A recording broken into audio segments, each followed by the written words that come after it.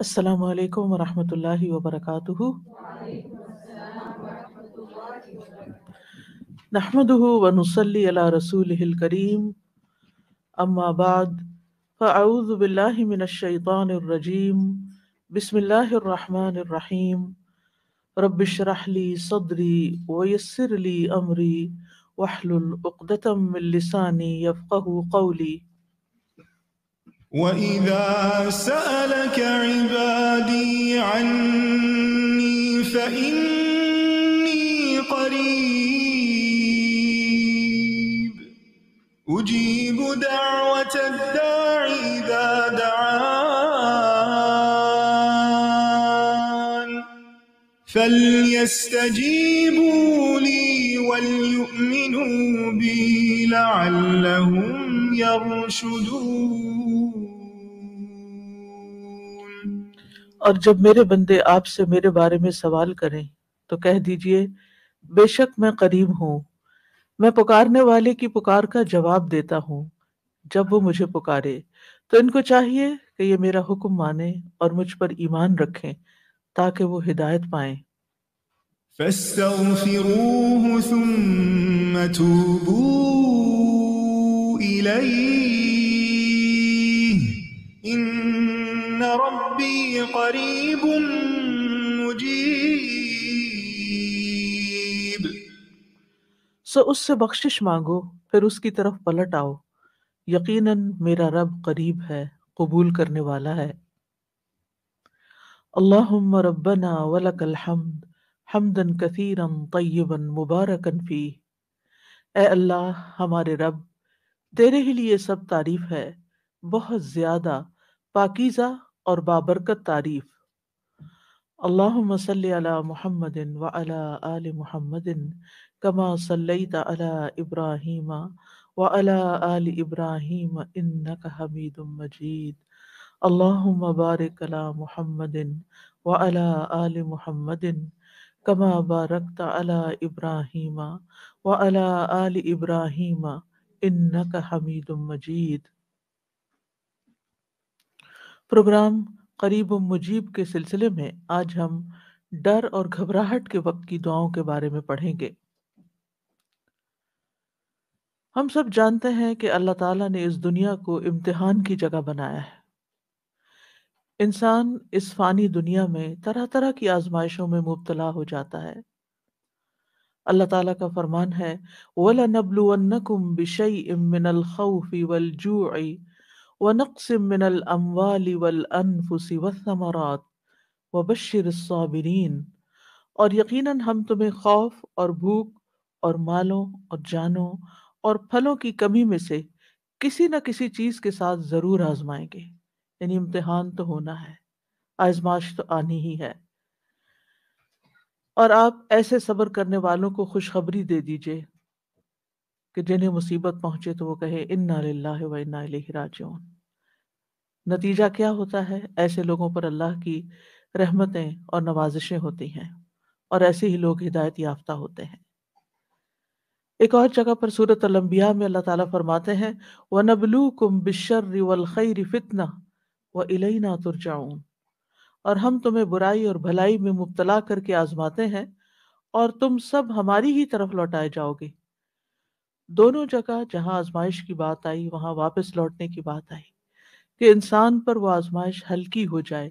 جب انسان یہ سوچتا ہے کہ یہ زندگی بہت مختصر ہے اور یہاں کے امتحان اور یہاں کی تکلیفیں بھی آخرت کے مقابلے میں بہت چھوٹی ہیں۔ ابن عباس کہتے ہیں اس کا مطلب ہے کہ ہم تمہیں سختی اور خوشحالی، صحت اور بیماری، دولت اور فقر، حلال اور حرام، اطاعت اور نافرمانی، ہدایت اور گمراہی کے ساتھ آزماتے ہیں۔ یعنی ان میں سے مختلف چیزیں وقتاً فوقتاً انسان کے سامنے آتی رہتی ہیں جن سے اس کی آزمائش ہوتی رہتی ہے۔ اگر دیکھا جائے تو ہر لمحے ہماری ایک آزمائش ہو رہی ہوتی ہے، ایک امتحان ہوتا ہے کہ ہم ابھی کے نیئر فیوچر کے بارے میں کیا فیصلہ کرتے ہیں، کسی خیر کا یا شر کا۔ ہم اپنے لیے کون سی چوائسز رکھتے ہیں، کسی بھی معاملے پر پیش آنے میں اچھا ہو یا برا ہمارا ری ایکشن کیا ہوتا ہے، یہ سب کچھ ہمارے امتحان ہی کا ایک حصہ ہے، اور انسان کمزور پیدا کیا گیا ہے۔ سورۃ النساء میں اللہ تعالیٰ فرماتے ہیں یرید اللہ ان یخفف عنکم وخلق الانسان ضعیفا، اللہ چاہتا ہے کہ تم سے بوجھ ہلکا کرے، اور انسان کمزور پیدا کیا گیا ہے۔ یعنی انسان کو کمزور کس لیے پیدا کیا گیا؟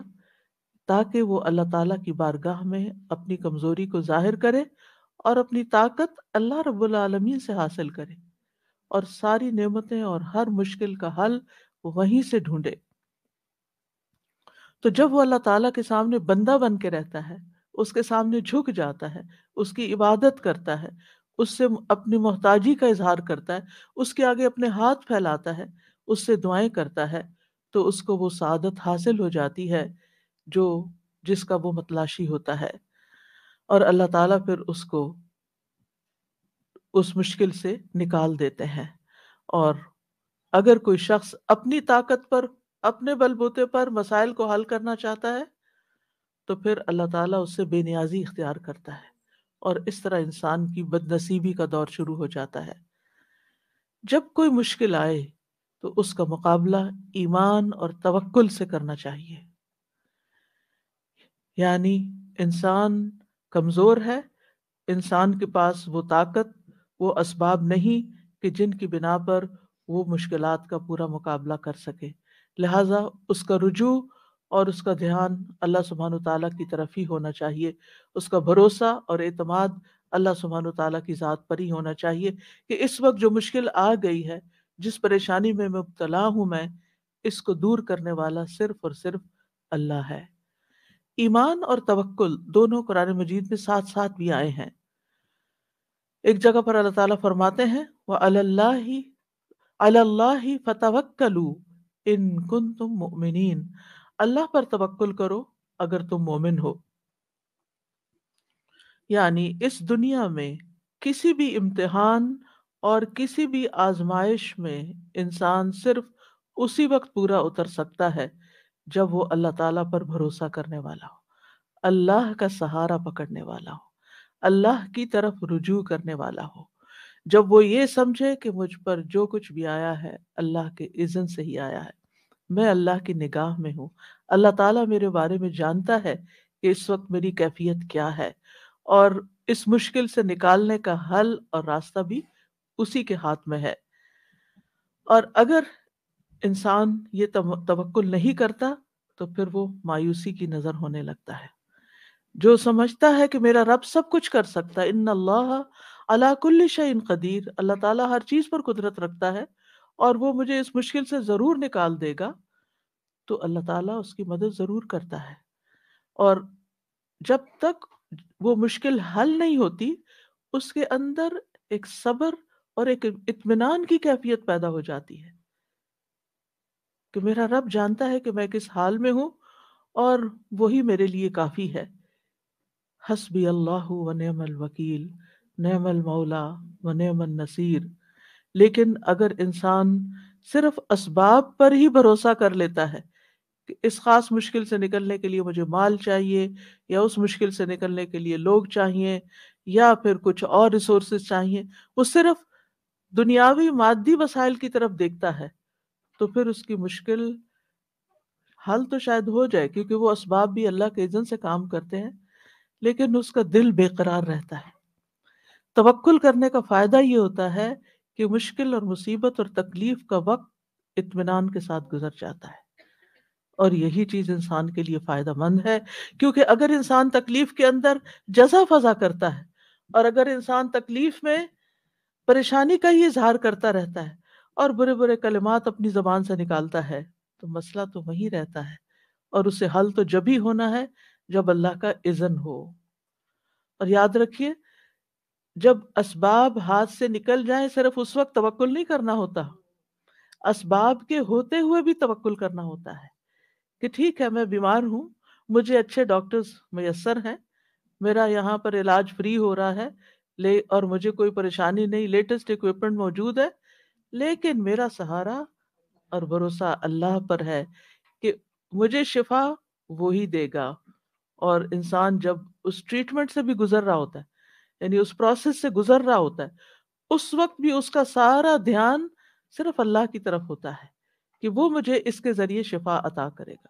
وہ تو اس کے بغیر بھی شفا دے سکتا ہے، لیکن اسی نے ان اسباب کو اختیار کرنے کا حکم دیا ہے، اور اسی کے حکم سے ہی میں ان کو اختیار کر رہی ہوں، ورنہ اصل شفا تو اللہ ہی کی طرف سے ہے. اور انسان اپنے اوپر آنے والے سارے معاملے کو اللہ کا معاملہ سمجھے. آیا بھی ادھر سے ہے، جائے گا بھی اسی کے اذن سے.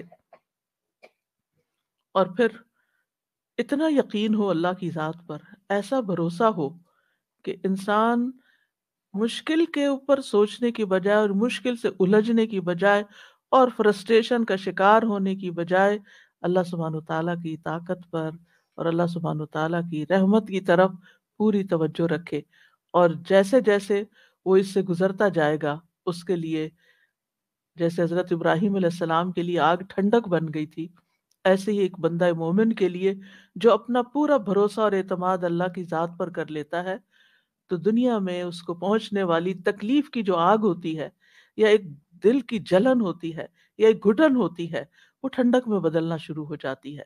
اور یہ اسی کے اعتبار سے ہوتا ہے جتنا آپ کا اللہ تعالیٰ پر بھروسہ ہوتا ہے.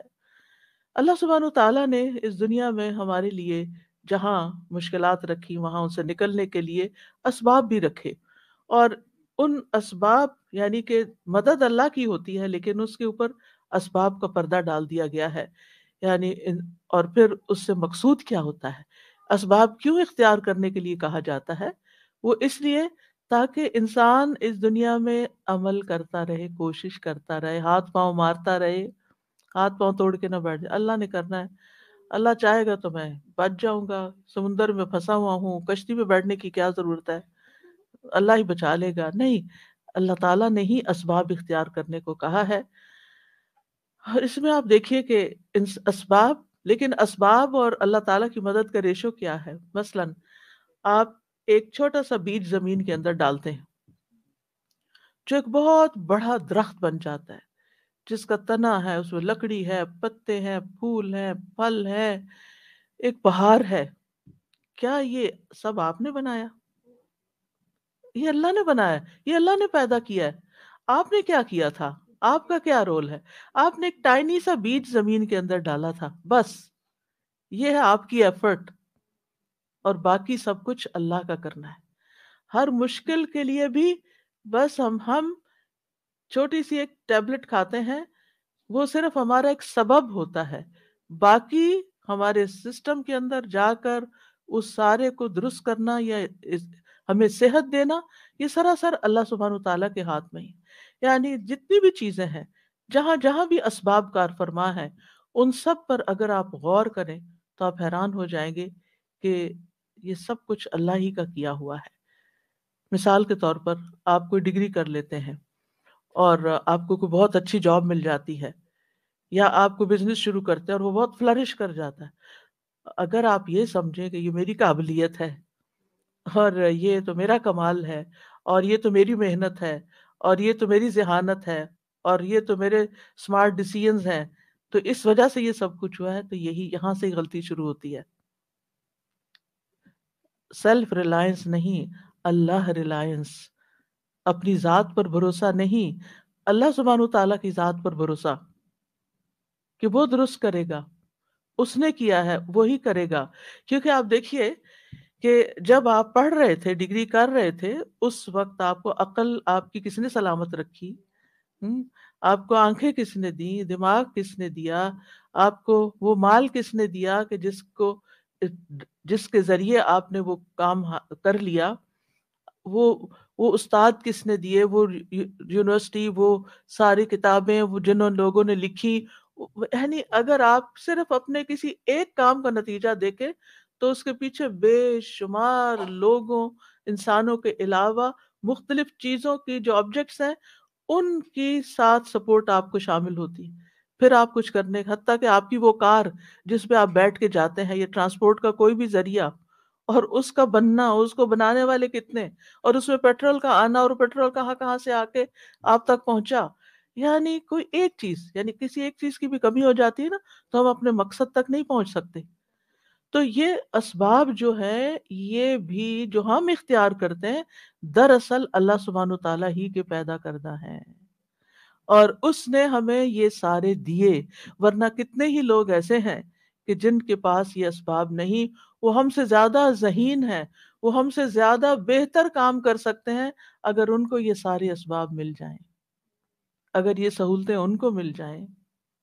ریسنٹلی ہماری ایک ساتھی ہیں، وہ ایک بالکل جو جپسیز ہوتے ہیں نا پاکستان میں، جو جگہ جگہ جا کے جہاں کوئی بھٹا لگتا ہے وہاں جا کے جھگیاں ڈال لیتے ہیں، وہ بھٹے کی اینٹیں بن جاتی ہیں تو وہاں سے اپنا ڈیرا اٹھاتے ہیں، کہیں اور چلے جاتے ہیں کسی، تو وہ ان کا کوئی گھر ٹھکانہ نہیں ہوتا، بس وہ اپنا ساز و سامان لے کے گھومتے پھرتے ہیں۔ تو وہ اسلام آباد کے ایک علاقے میں وہ آ کے رہے، تو ان کا انٹریکشن ہوا، تو انہوں نے ان بچوں کو اکٹھا کر کے ان کے ساتھ وہ ایک چھوٹی سی جگہ بنائی، کیونکہ وہ پرماننٹ وہاں کچھ بھی نہیں بنا سکتے، حتیٰ کہ پانی کے لیے میں نے کہا کہ آپ یہاں کچھ نل لگوا دیں یا کنواں بنوا دیں، تو کہنے لگے کہ نہیں، یہ تو چلے جائیں گے اور یہ فیکٹری والوں کی زمین ہے، اور وہ تو سب کچھ پھر ختم کر دیں گے تو فائدہ نہیں۔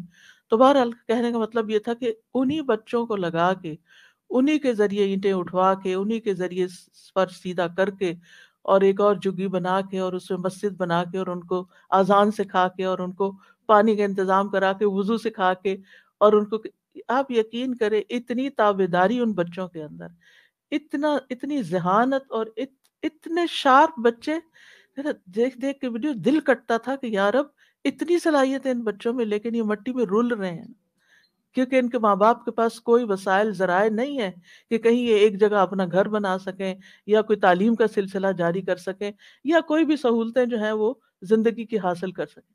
تو اتنا رب کا شکر ہمیں ادا کرنا چاہیے، صرف ایک پانی کے اس گھونٹ پر ہی کہ جو ہم پیتے ہیں، کہ کہاں کہاں سے ہو کر ہم تک پہنچا ہے۔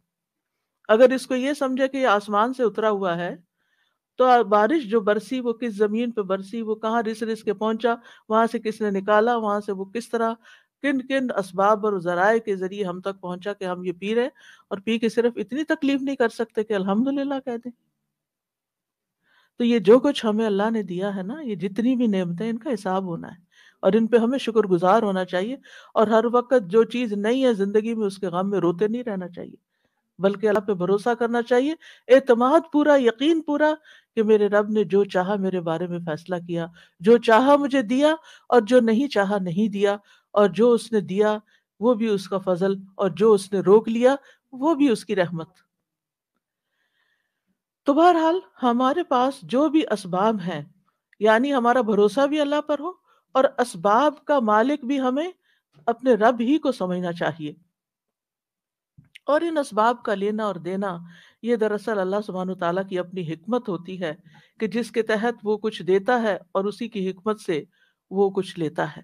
تو بہرحال زندگی میں کوئی بھی چیز جو پیش آئے، تو اس کے مقابلے کے لیے یا اس کے حل کے لیے، کوئی بیماری ہو، کوئی تکلیف ہو، کوئی غم ہو، کوئی دکھ ہو، کوئی کمی ہو، اللہ کی طرف رجوع کر کے اس پر اعتماد کرنا چاہیے، سارا معاملہ اللہ کے سپرد کر کے، اللہ کے حوالے کر کے خود صبر سے کام لینا چاہیے، اور اسی میں کامیابی، صبر کے ساتھ ہی کامیابی آتی ہے۔ اور سب سے بڑی کامیابی کیا ہوتی ہے؟ کہ انسان اطمینان میں آ جاتا ہے، میں نے اپنا معاملہ اللہ کے حوالے کر دیا ہے نا، اب وہ اس کو سنوار دے گا، وہ میرے حق میں بہترین فیصلہ کرے گا۔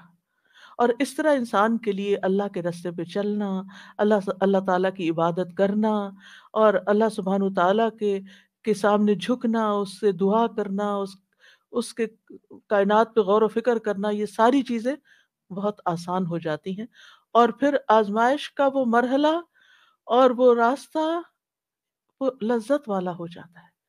ایسا کیوں ہوتا ہے کہ ایک ہی تکلیف پر ایک شخص اپنے حواس کھو بیٹھتا ہے، اور پہلے سے زیادہ خود کو نقصان دے دیتا ہے، اپنے آپ کو پیٹنے لگتا ہے، یا خودکشی کر لیتا ہے، یا کوئی بھی طریقہ اختیار کر لیتا ہے، اور ایک دوسرا شخص ہے، وہ اس سے بھی بڑی مشکل پر دل کی ٹھنڈک کے ساتھ، اطمینان کے ساتھ اپنی زندگی کا سفر جاری رکھے ہوئے ہوتا ہے۔ فرق کس چیز کا ہے؟ فرق کس چیز کا ہے؟ کہ ایک نے اللہ کا سہارا تھام لیا، اور دوسرا اللہ سے ناراض ہو گیا۔ تو جو اللہ سے ناراض ہوتا ہے، پھر اللہ تعالیٰ جہاں چاہتا ہے، جس وادی میں چاہتا ہے، اس کو پھینکتا ہے۔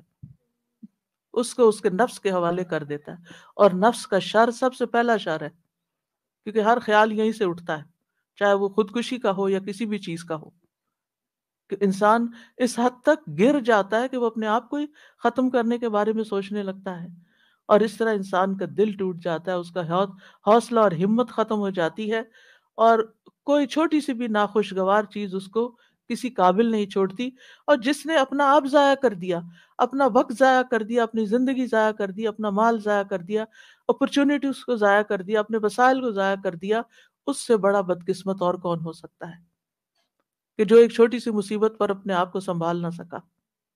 کیوں نہ سنبھال سکا؟ کیونکہ اس کا اللہ پر بھروسہ نہیں تھا۔ اگر وہ اپنا معاملہ اللہ کے سپرد کرتا، جیسے اہل ایمان نے کیا اور جیسے ابراہیم علیہ السلام نے کیا، تو پھر اس کے نتائج آپ دیکھتے کہ کتنے بہترین ہوتے۔ تو بہرحال عقل مند وہی ہے کہ جو زندگی کے سارے معاملات کو اپنے رب کے سپرد کر دے۔ تو آج اس سلسلے میں ہم ان آیات کو سورۃ آل عمران کی دیکھیں گے، جس میں اسی توکل کی بات ہوئی ہے۔ ارشاد باری تعالیٰ ہے، الذين قال لهم الناس إن الناس قد جمعوا لكم فاخشوهم فزادهم إيمانا وقالوا حسبنا الله ونعم الوكيل فانقلبوا بنعمة من الله وفضل لم يمسسهم سوء واتبعوا رضوان الله والله ذو فضل عظيم إنما ذلكم الشيطان يخوف أولياءه فلا تخافوهم وخافون إن كنتم مؤمنين۔ وہ جن سے منافق لوگوں نے کہا کہ دشمن کے لوگ تمہارے خلاف جمع ہو گئے ہیں تو ڈرو ان سے، تو اس نے انہیں ایمان میں اور بڑھا دیا، اور وہ کہنے لگے ہمیں اللہ کافی ہے اور وہ بہترین کارساز ہے۔ تو وہ اللہ کی نعمت اور فضل کے ساتھ لوٹے، انہیں کوئی تکلیف نہ پہنچی، اور انہوں نے اللہ کی رضا کی پیروی کی، اور اللہ بہت بڑے فضل والا ہے۔ یہ تو شیطان ہی ہے جو تمہیں اپنے دوستوں سے ڈراتا ہے، تو تم اس سے نہ ڈرو اور مجھ ہی سے ڈرو اگر تم ایمان والے ہو۔ یہ غزوہ احد کے بعد کا واقعہ ہے، اسے غزوہ بدر صغرا بھی کہا جاتا ہے۔ اس کی تفصیل کچھ یوں ہے کہ غزوہ احد سے واپسی کے وقت ابو سفیان نے مسلمانوں سے جو خطاب کیا تھا، اس میں اس نے مسلمانوں کو چیلنج کیا تھا کہ 1 سال بعد پھر میدان بدر میں اب مقابلہ ہوگا۔ اس چیلنج کو رسول اللہ صلی اللہ علیہ وسلم نے قبول کر لیا کہ ٹھیک ہے، آئندہ سال ہم بدر میں ملیں گے۔ لیکن جب وعدے کا وقت قریب آیا تو ابو سفیان خود ہی ہمت ہار بیٹھا۔ اس سال مکہ میں قحط پڑا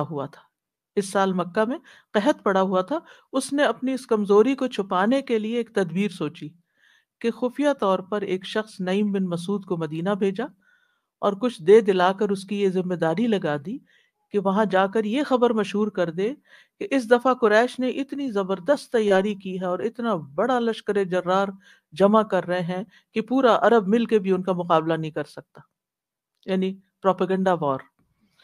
تو اس کا مقصد کیا تھا کہ مسلمانوں کو خوف زدہ کیا جائے، دہشت زدہ کیا جائے کہ اتنا بڑا لشکر آ رہا ہے تو ہم تو بچیں گے نہیں اب، اور ان میں ہمت نہ رہے، یعنی مقصد تھا مسلمانوں کو ڈرانا۔ چنانچہ اس نے مدینہ جا کے یہ افواہ خوب پھیلائی، لیکن اس پروپیگنڈے کا اثر ابو سفیان کی توقع کے بالکل برعکس نکلا۔ اس سے مسلمانوں کا ایمانی جوش اور بڑھ گیا، اور رسول اللہ صلی اللہ علیہ وسلم 1500 صحابہ کو لے کر میدان بدر کی طرف روانہ بھی ہو گئے۔ جب ابو سفیان کو یہ صورتحال معلوم ہوئی تو اسے بھی نکلنا پڑا۔ اب یہ بڑی شرمندگی کی بات تھی کہ کہہ چکے تو اب، لہٰذا وہ 2000 کی جمعیت لے کر مکہ سے روانہ ہوا، مگر 2 دن کی مسافت طے کرنے کے بعد اپنے ساتھیوں سے کہنے لگا کہ اس سال لڑنا مناسب نہیں، آئندہ سال آئیں گے۔ اس پر کچھ لوگوں کے اوپر ایسا رعب طاری ہوا کہ انہوں نے واپس مڑ جانے میں ہی عافیت سمجھی، تو وہ راضی ہو گئے کہ چلے واپس چلتے ہیں۔ رسول اللہ صلی اللہ علیہ وسلم میدان بدر میں ابو سفیان کا 8 روز تک انتظار کرتے رہے۔ ان دنوں بنو کنانہ کی کھیتی باڑی اور خرید و فروخت کا موقع بھی تھا اور موسم بھی تھا۔ یہ ہر سال 8 دن وہاں جمع ہوتے تھے لوگ۔ چنانچہ مسلمانوں نے اس جگہ خوب کاروبار کیا اور خوب فائدہ اٹھا کے نفع اٹھا کر واپس لوٹے، اور ساتھ ہی یہ پتہ چل گیا کہ ابو سفیان واپس چلا گیا ہے، لہٰذا آپ صلی اللہ علیہ وسلم مدینہ واپس لوٹ آئے۔ اس کو غزوہ بدر صغریٰ کہا جاتا ہے۔ الذین قال لهم الناس ان الناس قد جمعوا لكم فاخشوهم فزادهم ایمانا، یہاں لوگوں سے مراد آغاز کرنے والا نعیم بن مسعود تھا، اور پھر اس کے ساتھ آپ کو معلوم ہے کہ کون مل گئے؟ منافقین مل گئے کہ جنہوں نے خوب پروپیگنڈا کیا۔ انہوں نے جب یہ سنا ان الناس قد جمعوا لكم فاخشوهم کہ ان سے ڈرو، لوگ آ رہے ہیں، تو انہوں نے بزدلی کا مظاہرہ نہیں کیا۔ انہوں نے اپنے ارادوں کو اور مضبوط کیا، اللہ پر مزید بھروسہ کیا، اللہ سے دعائیں کی، اور اپنی عبادت کو اللہ کے لیے اور خالص کیا۔ نتیجہ کیا نکلا؟ فزادہم ایمانا، ان کا ایمان اور بڑھ گیا۔ آپ دیکھیں مشکل آتی ہے، آپ اللہ سے دعا کرتے ہیں، آپ ذکر کی کثرت کرتے ہیں، آپ نوافل پڑھتے ہیں، تو آپ اور زیادہ دین میں آ جاتے ہیں نا، آپ کے ایمان میں اضافہ ہونے لگتا ہے۔ یعنی نیک عمل ایمان میں اضافے کا باعث بنتے ہیں، اور ایمان میں اضافہ آپ کے توکل میں اضافے کا باعث بنتا ہے۔ تو اس طرح بندہ مومن کے لیے ہر آزمائش اور تکلیف اللہ کے قرب کا ذریعہ بن جاتی، وہ اللہ تعالیٰ سے اور قریب ہو جاتا ہے، کیونکہ وہ اللہ تعالیٰ سے تھوڑا غافل ہو رہا تھا، بھولا ہوا تھا، تھوڑا اور دنیا میں لگ رہا تھا، تو اللہ تعالیٰ نے اس کو مشکل میں ڈال کے اس کو اپنی طرف راغب کر لیا، اور یہ چیز اس کے لیے اور فائدے کی ہو گئی۔ یعنی دشمن تو ہمیشہ چاہتا ہے نا کہ نقصان پہنچا کر اس کو گرا دے اپنے اوپوننٹ کو، لیکن جس کے ساتھ اللہ کی ذات ہو وہ گرتا نہیں ہے، وہ اس شر میں سے بھی خیر پا لیتا ہے، وہ اس تکلیف میں بھی راحت پا لیتا ہے، وہ صبر سے کامیابی پا لیتا ہے اور اجر عظیم پا لیتا ہے۔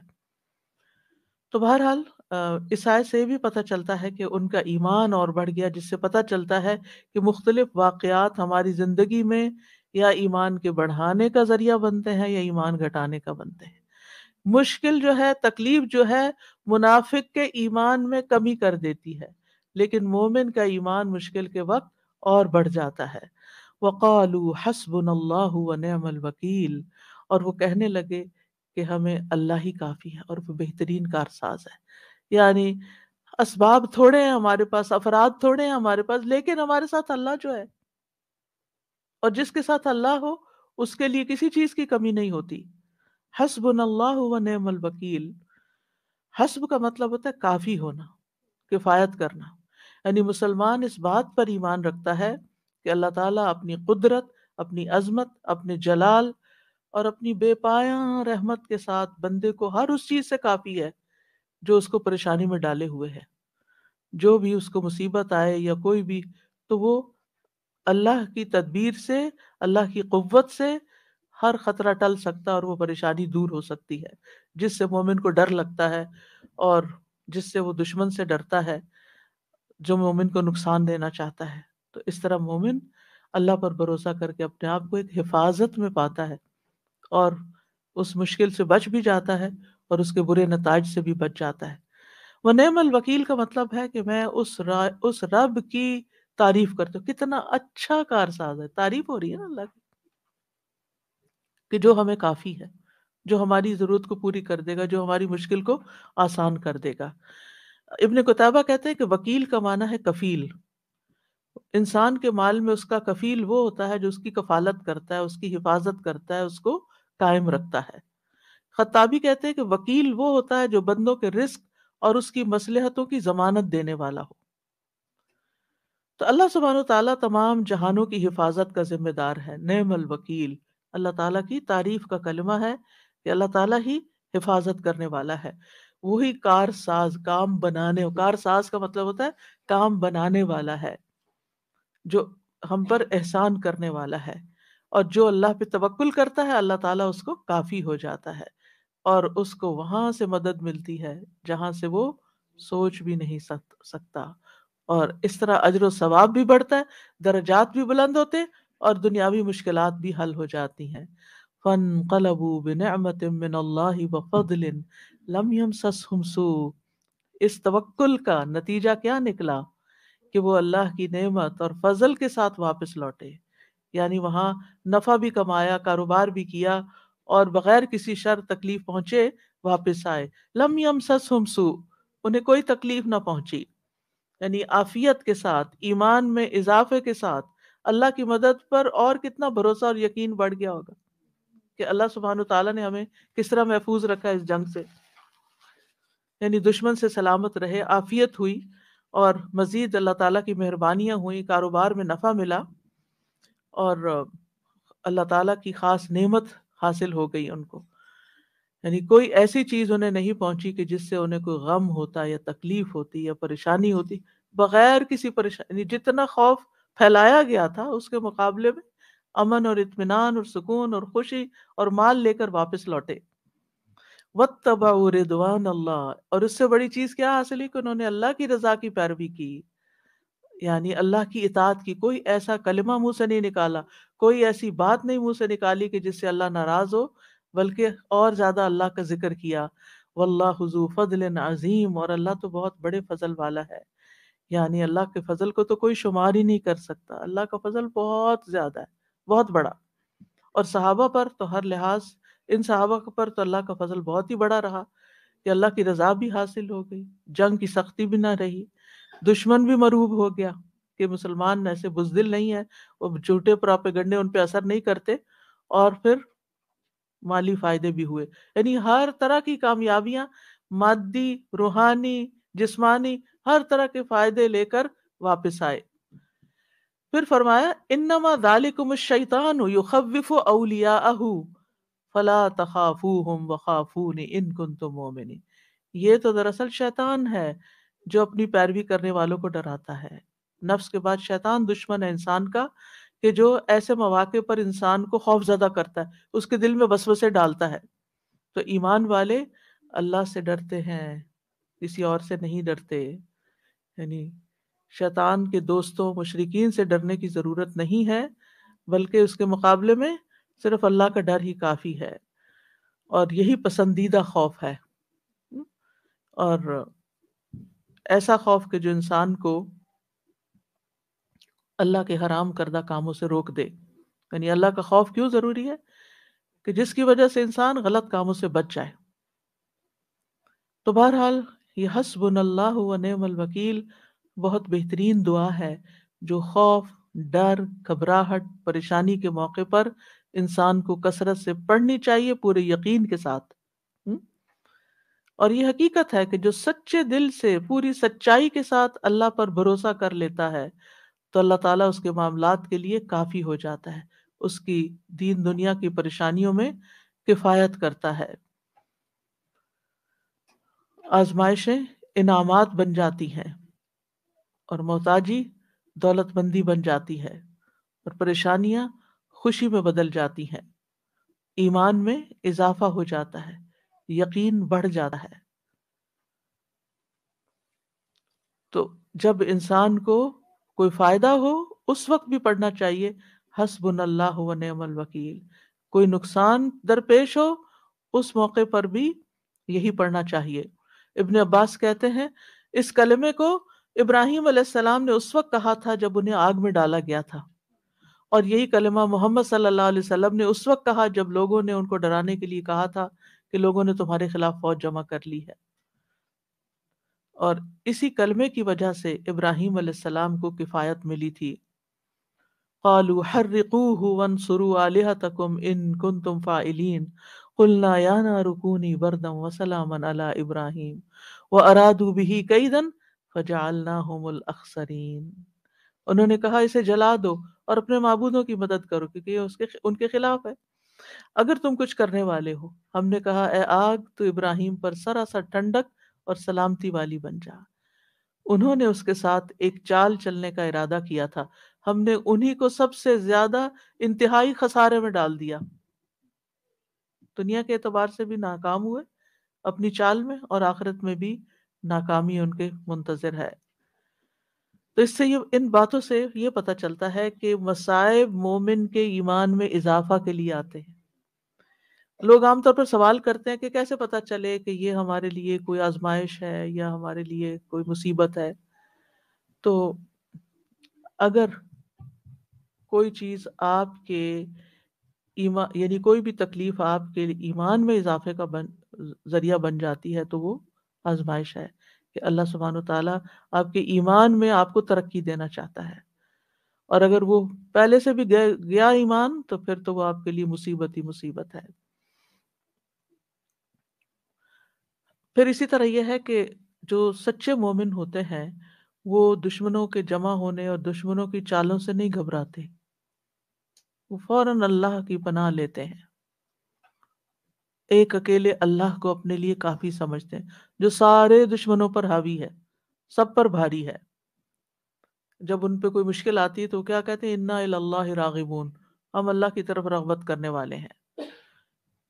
اور پھر جس کے ساتھ اللہ ہو، اگر پوری دنیا بھی اس کو چھوڑ جائے نا، ماں باپ، دوست احباب، رشتہ دار، ہسبینڈ وائف، جو بھی چھوڑ دے، اس کو فرق نہیں پڑتا، کہتے اللہ ہے نا، جس اللہ نے یہ پہلے میرے لیے سارے انتظام کیے تو وہ دوبارہ بھی کر دے گا، تو اس کا خوف نکل جاتا ہے، کیونکہ وہ جانتا ہے کہ اللہ بہت بڑے فضل والا ہے۔ وہ آتا نا ہجرت کرنے والوں کے لیے، وَمَن يَخْرُجْ مِن بَيْتِهِ مُهَاجِرًا إِلَى اللَّهِ وَرَسُولِهِ ثُمَّ يُدْرِكْهُ الْمَوْتُ فَقَدْ وَقَعَ أَجْرُهُ عَلَى اللَّهِ، دنیا میں بھی غنائم ملتے ہیں اور آخرت کے لیے بھی اجر مقرر ہو جاتا ہے۔ اسی طرح ایک اور دعا جو نبی صلی اللہ علیہ وسلم کو سکھائی گئی، فَإِن تَوَلَّوْا فَقُلْ حَسْبِيَ اللَّهُ لَا إِلَٰهَ إِلَّا هُوَ عَلَيْهِ تَوَكَّلْتُ وَهُوَ رَبُّ الْعَرْشِ الْعَظِيمِ۔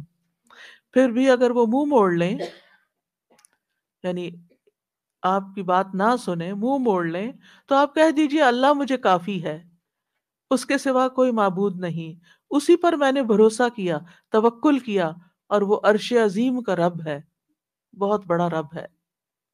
یہ بہت بابرکت دعا ہے۔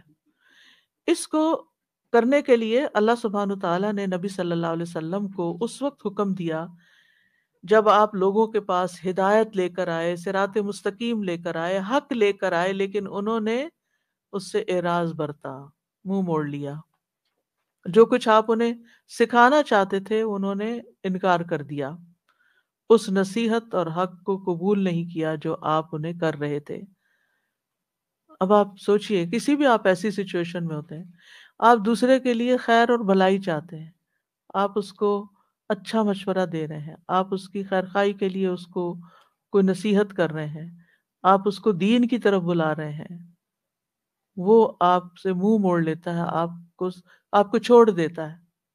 بعض اوقات ایسا بھی ہوتا ہے، اور آپ سب نے ایکسپیرینس کیا ہوگا کہ جو ہی آپ اللہ کی طرف زیادہ ہوئے، آپ کے دنیا والے دوستوں نے آپ کو چھوڑنا شروع کر دیا کہ یہ تو اب ان کا تو راستہ ہی بدل گیا ہے۔ اور پھر بعض اوقات کئی تعلقات ایسے ہوتے ہیں نا جن کی کمپنی میں انسان بڑا خوش ہوتا ہے، بچپن سے دوست ہوتے ہیں، بہت سی چیزیں ہوتی ہیں، تو ان کے جانے کا کچھ غم بھی ہوتا ہے انسان کو، اور ان کے ساتھ کچھ فائدے بھی وابستہ ہوتے ہیں، لیکن ایسے میں انسان اپنے آپ کو تنہا محسوس نہ کرے۔ اتنا پیارا کلمہ اللہ نے سکھا دیا کہ اگر یہ دوسرے لوگ منہ موڑ جائیں تو پھر کیا کرو؟ یہ کہو حسبی اللہ ونعم الوکیل، مجھے اللہ کافی ہے۔ اور آپ دیکھیے کہ اس میں صرف نان مسلم شامل نہیں، اس میں صرف دین سے دور بھاگنے والے شامل نہیں، اس میں بعض اوقات آپ کے بڑے اپنے بھی شامل ہوتے ہیں کہ آپ کسی فاسقت خاندان میں ایسی سچویشن ہو جاتی ہے کہ سارے ایک بات کہہ رہے ہوتے ہیں اور آپ ایک بات کہہ رہے ہوتے ہیں، اور آپ ہی صحیح بات کہہ رہے ہوتے ہیں، لیکن وہ ان کی سمجھ میں نہیں آتی، اور الٹا آپ کے خلاف باتیں بنانا شروع کر دیتے ہیں، اور آپ اپنے آپ کو بالکل تنہا محسوس کرتے ہیں کہ شاید میں ہی غلط ہوں۔ نہیں، آپ غلط نہیں ہوتے، لیکن ان کو آپ کی بات سمجھ نہیں آ رہی۔ تو وہ جو ایک تنہائی کا سا یا لونلی نیس کا یا ایک اکیلے پن کا احساس ہوتا ہے، کوئی بھی میرے ساتھ نہیں، کوئی بھی میرا ساتھ نہیں دے رہا، کوئی بھی میری مدد نہیں کر رہا، کسی کو بھی کوئی بھی مجھے سپورٹ نہیں دے گا، تو پھر دل نہیں ٹوٹنا چاہیے. کوئی بات نہیں، اللہ ہے نا، اللہ کافی ہے مجھے. اگر اللہ کی نظر میں میری یہ بات، میرا یہ فیصلہ، میرا یہ کام درست ہے تو میری کسی کی بھی پرواہ نہیں ہے. تو انسان غنی ہو جاتا ہے، اللہ اس کو بے پرواہ کر دیتا ہے، اللہ اس کے دل سے غم دور کر دیتا ہے، اللہ لوگوں کے چھوڑنے کا غم اس سے ہٹا دیتا ہے کہ کوئی بات نہیں. بعض اوقات آپ کو کوئی بڑا اہم کام کرنا ہوتا ہے، کوئی اچھا پروجیکٹ لے کے آپ چلتے ہیں، آپ ایک دوست سے بات کرتے ہو، کہتے ہیں یہ تمہاری دیوانگی ہے، تمہاری ایسی تمہارا خیال ہے. دوسری سجیشن وہ بھی کوئی کام کی نہیں، تیسری وہ بھی. آپ سوچتے ہیں کہ کسی کو میری بات ہی نہیں سمجھ آتی، کوئی میرا ساتھ ہی دینے کو تیار نہیں. ایسے تمام دل ٹوٹنے والے ٹائمز پر حسبی اللہ و نعم الوکیل، اگر میں ایک خیر کا کام لے کر چلی ہوں تو اللہ میری مدد کرنے والا ہے. کیونکہ آپ دیکھیے کہ دنیا میں بڑے کام صرف ان لوگوں نے کیے ہیں جن کا حوصلہ بلند ہوتا ہے، جن کا توکل پھر اللہ کی ذات پر ہوتا ہے کہ یہ ہوگا، ہوگا، اللہ کرے گا، کرنے والا اللہ ہے.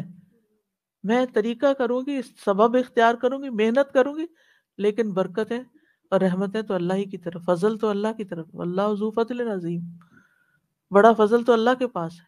ہم لوگوں کے ہاتھوں کی طرف دیکھتے ہیں، لوگوں کے خزانے کی طرف دیکھتے ہیں، اصل خزانوں کا مالک کون ہے؟ اور ان لوگوں کا بھی مالک کون ہے؟ وہ بھی اللہ ہے. ان کے دل بھی اللہ کے ہاتھ میں، وہی انہیں توفیق دے گا تو خیر کے کام میں ساتھ دیں گے، نہیں تو نہیں دیں گے. تو کوئی بھی ایسا موقع جہاں آپ کے اپنے اپنے پیارے آپ کا ساتھ نہ دیں، وہاں بھی دل چھوٹا نہ کریں، وہاں بھی آپ کا دل نہیں ٹوٹنا چاہیے، کیونکہ اللہ آپ کے ساتھ ہے. تو فَإِن تَوَلَّوْا، اگر یہ منہ موڑ جائیں، آپ کا ساتھ نہ دیں، تو آپ حسبی اللہ کہیں، لا الہ الا ہو کہیں، علیہ توکلت کہیں، وَهُوَ رَبُّ الْعَرْشِ الْعَظِيمِ کہیں. ایک چھوٹی سی دعا کے اندر ہر پارٹ جو ہے اس کا بہت پاورفل ہے. یعنی اللہ مجھے کافی ہے، اللہ کے سوا کوئی معبود نہیں ہے، میرا بھروسہ اس پر ہے، مجھے اس کی مدد کا یقین ہے، میں اس کی طرف رجوع کرتا ہوں، وہ میری مدد کرے گا. وہ ساری مخلوق کا مالک ہے، اور مخلوق میں سے سب سے عظیم ترین مخلوق کا بھی وہی رب ہے، وہی مالک ہے، وہی خالق ہے. تو میں اس کا سہارا لیتا ہوں. تو یہ ان مبارک دعاؤں میں سے ہے جن کے پڑھنے کا اللہ تعالیٰ نے خود نبی صلی اللہ علیہ وسلم کو قل کہہ کے حکم دیا. آپ کہیے، آپ پڑھیے، یہ آپ کو فائدہ ہوگا. ایسے تھوڑی کہ اللہ تعالیٰ کے پڑھیے اور پڑھتے ہوئے چھوڑ دیں اور پھر اس پرواہ نہ کرے. کیسے ہو سکتا ہے؟ جو چیز اللہ تعالیٰ نے خود سکھا دی، اس سے بہتر کیا ہو سکتا ہے کہ یہ آپ کو فائدہ دے گا. آپ دیکھیے کہ بعض اوقات بہت ساری چیزیں انسان کو ڈراتی ہیں. فیوچر کا خوف ہوتا ہے، جادو کا، ٹونے کا، اس کا، اس کا، وہ جن، شریر، دشمن، رات کا اندھیرا ڈراتا، پتہ نہیں کیا کیا چیزیں انسانوں کے خوف، یعنی بہت سی چیزیں خوف دلاتی ہیں انسان کو. تمہارا کیا بنے گا، تمہارا کوئی فیوچر نہیں، تو تمہارے بڑھاپے کا ساتھی کون ہوگا، تمہاری اولاد تمہیں نہیں پوچھتی، تمہارا شوہر تمہیں نہیں پوچھتا، تمہارے لیے رزق کا کوئی سبب نہیں. کئی چیزیں انسان کو شیطان ڈراتا رہتا ہے نا. ایسے سارے موقعوں پر حسبی اللہ، جب تک اللہ ہے نا میری زندگی میں، کسی چیز کی کمی نہیں، کیونکہ اسباب بھی وہ مہیا کرتا ہے، دعائیں بھی وہ قبول کرتا ہے، عبادت بھی اسی کے لیے ہے، اور وہ سب کچھ کر سکتا. کیا فکر کی ضرورت ہے؟ توکل کریں، بھروسہ کریں. ابو درداء کہتے ہیں کہ جو شخص یہ دعا صبح و شام 7 دفعہ پڑھے، اللہ تعالیٰ اسے تمام فکروں سے کافی ہو جاتا ہے. ساری فکر اس کی ختم ہو جاتی ہے. اور جب آپ پڑھیں نا تو اس طرح سوچ سوچ کے پڑھیں، حسبی اللہ لا الہ الا ہوا علیہ توکلت وہو رب العرش العظیم. جو بھی کام آپ کرنا چاہیں، جو بھی نیکی کا کام آپ کرنا چاہیں، کیونکہ کچھ لوگوں کا حال یہ ہوتا ہے جب ان سے کچھ بھی کہا جاتا نہیں کر لو، کہتی میں نہیں کر سکتا، آئی ڈونٹ تھنک کہ میں اس قابل ہوں، میں تو اس قابل نہیں، مجھ سے نہیں ہوگا، میرا نہیں خیال میں کر پاؤں گی، مجھے نہیں لگتا کہ میں یہ پڑھ پاؤں گی یا وہ کر لوں گی. ایسے جملے ہی زبان سے نہ نکالے. اس وقت کیا کریں؟ اللہ کی مدد ہوگی تو انشاءاللہ میں کر لوں گی، اللہ میری مدد کرے گا، حسبی اللہ، لا الہ الا اللہ، اللہ ہے نا، اللہ کروائے گا. مشکل سے مشکل وقت، انہونی چیزیں، اور جب آپ کو اللہ کا سہارا مل جاتا ہے نا، آپ تنہا نہیں ہوتے. اور جب آپ تنہا نہیں ہوتے، اکیلے نہیں ہوتے، تو آپ کو غم ختم ہو جاتا ہے، آپ کی زندگی سے غم رخصت ہو جاتا ہے. ٹھیک ہے، آپ کو ہے کہ قریب و مجیب. آپ یقین کریں، دل بھر کے کلمات پڑھے نا، یوں پوری مجھے تو اپنے سینے میں ایک ٹھنڈک محسوس ہوتی، یعنی میری ایک فیلنگ، فزیکل فیلنگ بھی میری بدل جاتی. وہ قریب ہے، اس سے زیادہ تو کوئی قریب ہمارے ہو ہی نہیں سکتا. ہم انسانوں کو قریب سمجھتے ہیں، نہیں، وہ تو ان کی تو اپنی بہت سی مشکلات ہیں، وہ تو اپنے لیے بھی کافی نہیں ہے، ہمارے لیے کہاں ہوں گے. اور پھر میری دعاؤں کو بھی وہ سننے والا ہے، اس لیے مجھے کس بات کا فکر ہو، کس بات کا غم. تو یہ دعا دین و دنیا کی پریشانی دور کرنے کا ذریعہ ہے، ہر مصیبت سے کفایت کرتی ہے جو بندے کو پریشان کرتی ہے. اسباب اختیار کرنے کے بعد اللہ پر بھروسہ کرنا ہی کامل توحید ہے. اللہ پر توکل کرنا اللہ کے کافی ہونے کا سبب ہے. اور یہ کلمہ توحید جو ہے نا، لا الہ الا ہو، اس کی بنا پر انسان کو دنیا اور آخرت میں نجات ملتی ہے. آخرت میں جنت کی کنجی بھی یہی ہے، توحید خالص. اور جب مشکل میں آپ نے سب کو چھوڑ دیا نا، صرف اللہ کو پکڑا، تو آپ کی توحید پکی ہو گئی. اور پھر آپ نے اس دعا میں توحید، توکل اور اللہ کے رب ہونے کا وسیلہ پکڑا. اور کبھی یہ دعا جو ہے طلب کی بجائے خبر کے صیغے میں بھی مانگی جاتی ہے، مطلب صرف اللہ کے بارے میں اچھا گمان اپنا رکھنے کو.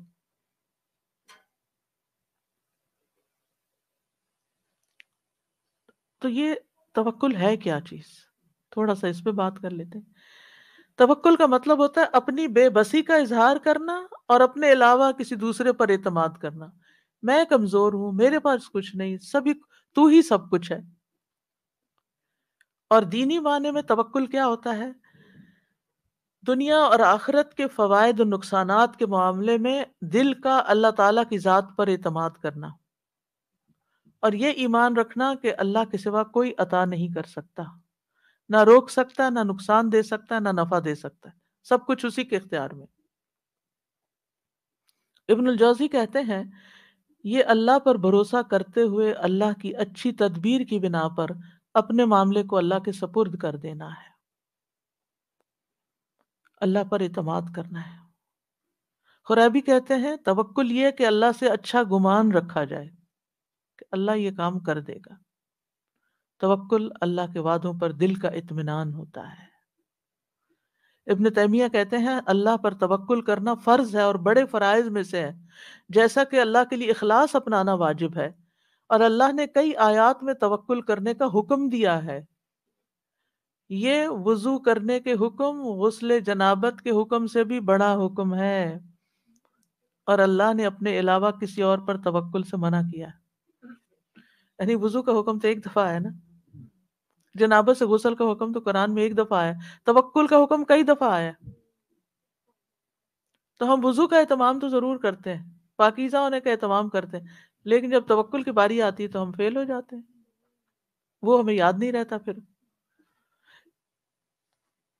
سعید بن جبیر کہتے ہیں اللہ پر توکل کرنا ایمان کا خلاصہ ہے. ابو محمد سہل کہتے ہیں مقامات میں توکل سے زیادہ باعزت کوئی اور مقام نہیں. اللہ تعالیٰ اپنے نبی کو حکم دیتے ہیں فَتَوَكَّلْ عَلَى اللَّهِ إِنَّكَ عَلَى الْحَقِّ الْمُبِينِ، پورا کانفیڈنس دیا، آپ اللہ پہ بھروسہ کیجئے، آپ واضح حق پر ہیں، آپ سچ پر ہیں. ایک اور جگہ پر ہے وَتَوَكَّلْ عَلَى الْحَيِّ الَّذِي لَا يَمُوتُ وَسَبِّحْ بِحَمْدِهِ، اس زندہ ہستی پر بھروسہ کیجئے، یعنی اللہ پر جو نہیں مرے گا، اور اس کی حمد کے ساتھ تسبیح کیجئے. ہم کس پر بھروسہ کر رہے ہوتے ہیں؟ انسانوں پر جو کہ ختم ہو جانے والے ہیں۔ مومنوں کو حکم دیا وَعَلَى اللَّهِ فَلْيَتَوَكَّلِ الْمُتَوَكِّلُونَ، وہ توکل کرنے والوں کو اللہ پر توکل کرنا چاہیے۔ رب المشرق والمغرب لا الہ الا هو فاتخذہ وکیلا، مشرق اور مغرب کا رب ہے، اس کے سوا کوئی معبود نہیں، سو اسی کو کارساز بناؤ، اس کو اپنا کام درست کرنے والا سمجھو۔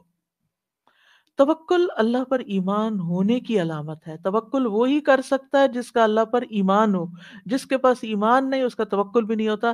جتنا ایمان زیادہ ہوگا اتنا توکل زیادہ ہوگا، جتنا ایمان کم ہوگا اتنا توکل کم ہوگا، جتنا توکل کم ہوگا اتنا ایمان کم ہوگا، جتنا توکل بڑھے گا اتنا ایمان بڑھے گا۔ دونوں لازم و ملزوم ساتھ ساتھ بڑھتے جاتے ہیں۔ یہ اسلام لانے کا تقاضا ہے۔ موسیٰ علیہ السلام نے کہا میری قوم ان کنتم آمنتم باللہ فعلیہ توکلوا ان کنتم مسلمین، اگر مسلمان ہو نا تو پھر دشمن سے نہیں ڈرو، اللہ سے ڈرو، اللہ پہ بھروسہ کرو، کیونکہ نفع نقصان کا مالک تو صرف وہ ہے۔ بندوں پہ جب آپ بھروسہ کرتے ہیں نا وہ بھول جاتے ہیں، اوہ سوری آپ نے یہ کام کہا تھا، سوری یہ وجہ ہو گئی تھی میں ٹائم پر نہیں پہنچ سکا۔ کئی مشکلات ان کی زندگی میں ہوتی ہیں، وہ خود ہی بھی نہیں رہتے، لیکن اگر آپ اللہ پہ بھروسہ کرتے ہیں تو اللہ تعالیٰ کبھی نہیں مرتا، وہ ہمیشہ ہے، ہمیشہ رہے گا، اور وہ ہمیشہ مدد کر سکتا ہے۔ حالات تبدیل ہوتے رہتے ہیں، لوگ آپ کی زندگی میں تبدیل ہوتے رہتے ہیں، جگہیں تبدیل ہوتی رہتی ہیں، سچویشنز تبدیل ہوتے رہتے ہیں، لوگوں کی لائلٹیز تبدیل ہوتی رہتی ہیں، لوگوں کے دل بدلتے رہتے ہیں، مالی حالات بدلتے رہتے ہیں۔ اس دنیا میں ہر لمحہ ایک چینج آ رہا ہوتا ہے، غیر محسوس چینج، اور بعض اوقات ہم اس کو ٹیکل نہیں کر سکتے کیونکہ ہمارے اندر بھروسہ نہیں ہوتا، توکل نہیں ہوتا۔ جو توکل کرتا ہے وہ ہر تبدیلی کے اندر کام ہوتا ہے۔ موسم بدل رہا ہے کوئی بات نہیں، کوئی بھی چیز پسند کے خلاف کوئی بات نہیں، سب ٹھیک ہو جائے گا۔ تو اللہ سبحانہ تعالی نہ ہم سے غافل ہے اور نہ ہی ہم سے دور ہے، اس لیے کسی اور کو کارساز بنانے کی بجائے اسی کو سہارا سمجھا جائے، کیونکہ جو اللہ کے سوا دوسروں کو سہارا بناتا ہے تو ایسے سہارے کمزور ہوتے ہیں، مکڑی کا گھر اس کی مثال دی گئی قرآن میں۔ تو ہر کام کا ارادہ کرنے کے بعد اللہ پہ بھروسہ کرے، فَإِذَا عَزَمْتَ فَتَوَكَّلْ عَلَى اللَّهِ، عزم کر لیا توکل اللہ پر، لوگوں کا ڈر ہو تو بھی توکل اللہ پر، لوگ منہ موڑ رہے ہوں تو توکل اللہ پر، کوئی چیز غم زدہ کرتی ہے توکل اللہ پر، جان کو خوف لاحق ہے توکل اللہ پر۔ جیسے جادوگروں نے کہا تھا فرعون کے مقابلے میں فَقْضِ مَا أَنْتَ قَاضٍ، جو فیصلہ کرنا کر لو، ہم تو اللہ کی طرف جانے والے، تم ہمارا کیا بگاڑ لو۔ جادوگر تھے، کس حرام کام میں پڑے ہوئے تھے، ایمان آیا کہاں پہنچ گئے، سارا ڈر ہی نکل گیا اندر سے۔